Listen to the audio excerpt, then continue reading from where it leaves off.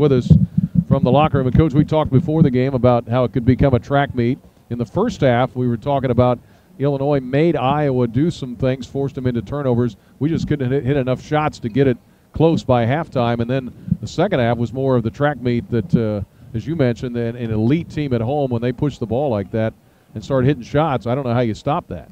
Well, that was, guys, that was just getting taken to the woodshed and whooped. I mean, we did not execute. 6 of our first 7 shots were threes. And we didn't run anything. We had very, very minimal execution on the offensive end to ever establish any identity. And part of what we talked about was having our offense be part of our and help our defense. We had to make them guard. And boy, we just I don't know. We didn't have it on the offensive execution end. And then we literally talked ad nauseum about Isaiah Moss and Wieskamp making sure that we closed after their shoe tops and ran them off the line.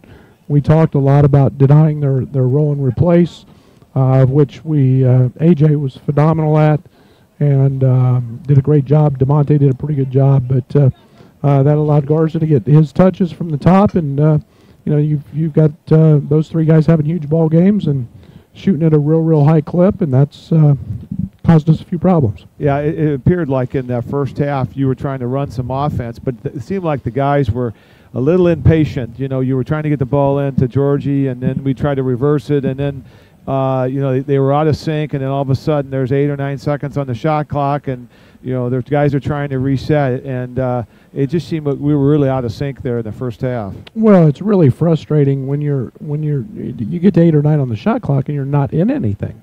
Right. And so you can continue and wait for them to make a mistake, and then it's never Georgie had a tough first half. He had 4 turnovers at half, and they doubled him on the bounce and came at him, and yet we're still trying to establish him. He ends up 5 and 9, the only guy that really shot it halfway decent. But we've got to be better. We've got to be tougher. We've got to be more disciplined and more attention to detail, and then we've got to fight. I was really disappointed in the fight, and I was really disappointed in our lack of execution. Well, and then Trent had a good first half. He had 12. He was trying to keep you in the game, and then Io got going in the second half. So talk about those 2 young men, kind of the up and down of those 2 today, I guess. Well, I thought Io got really good some good looks in the first half. It just didn't fall, and again, shots don't go when you're not in rhythm, and you're in a broken chord, and I thought we mucked the game up enough the first half.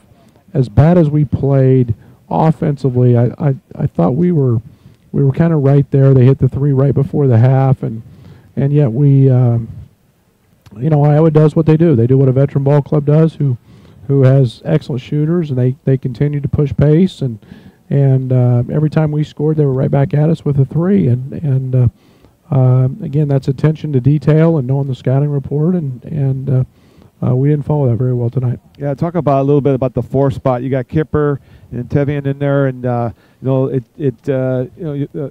you gave Kipper a big hug or whatever, trying to get him going, anything you can.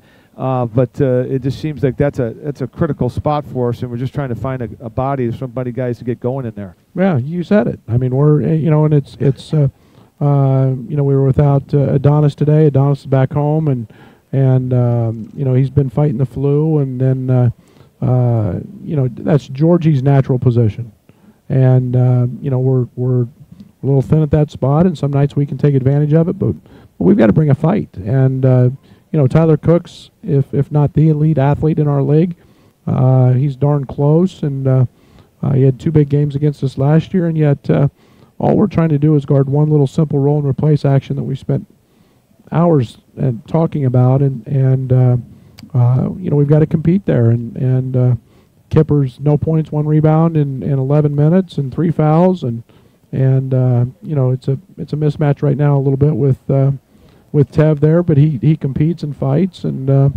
we've got to get some help for Georgie. Yeah, and I know Tev had gotten foul trouble too, which took him out of the But, I mean, he came in, hit a shot. He was doing a lot of good things on the court. And then Allen, good to see the ball go through for him near the end of the game, at least to see that positive for him because he's been doing so many other things anyway. Yeah, I mean, those guys are going to be good players. And, they've got to learn to execute, and they've got to learn to be detailed at the defensive end. And that's been, there's a lot of young guys. That's their struggles.